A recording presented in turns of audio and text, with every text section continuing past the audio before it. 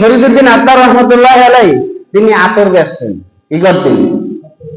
আতর বিক্রি করতেন, আতর আতর। তো একদিন এক মুসাফির তার দোকানে আইসা বলতেছে, ভাই আল্লাহর রাস্তে আমার কিছু দেন। সে ওই কাস্টমারের ভিড়ে কানে শুনে নাই বা শুনতে পারে না, একবার দুইবার তিনবার চাইছে, কিন্তু দোকানদার ফরিদউদ্দিন আত্তার শুনে নাই। পরবর্তীতে জিদে রাগ হইয়া বলতেছে, হায় রে, কেমন লোকের দোকানে আইলাম, সে আমার কথাটা শুনতেছে না, তার মৌত জানি কেমন হয় আল্লাহ ভালো জানি। কি গেল?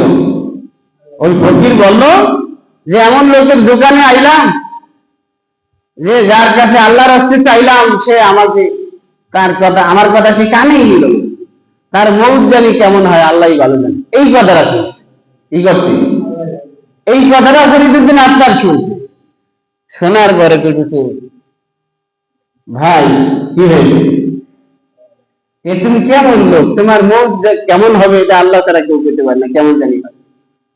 বলছে কেমন হবে?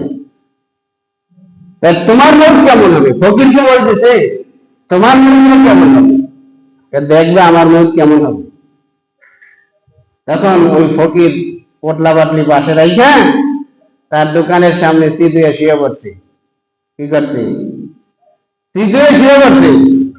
শুয়ে পড়ার সাথে সাথে রুহটা চলে গেছে। কি করছে? রুহ চলে গেছে, মারা গেছে। ফরিদউদ্দিন আত্তার কয় কি? ফরিদউদ্দিন আত্তার মনে মনে বলতেছে, আরে আল্লাহ, কি ঘটনা ঘটে গেল? আইলো ফকির, চাইলো ভিক্ষা, দিতে পারলাম না, আমার মৌতের ব্যাপারে কথা বললো, আর আমি জিজ্ঞাসা করলাম তোমার মৌত কেমন হবে, মৌতটা আমাকে দেখাই দিল। তার মৌত কেমন হবে সেটা দেশে আমাকে দেখাই দিল। এবার ব্যবসা বাণিজ্য সব ছাড়িয়া একবারে বাড়িয়ে গেছে। যতদিন আল্লাহর সাথে না পাবো ততদিন আর বেশি বেরবো। বের হয়ে গেছে। বের হওয়ার পরে তখন থেকে তিনি হয়েছেন ফরিদউদ্দিন আত্তার। তার অসংখ্য অগণিত লেখা কিতাব আছে।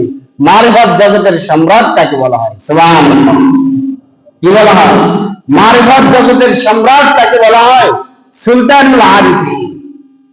এই ফরিদউদ্দিন আত্তার, তার নাম আজকে আমরা কিতাবে পাই, তার লিখিত কিতাব আমাদের মাদ্রাসার সিলেবাসে পড়ানো হয়। সুবহানাল্লাহ।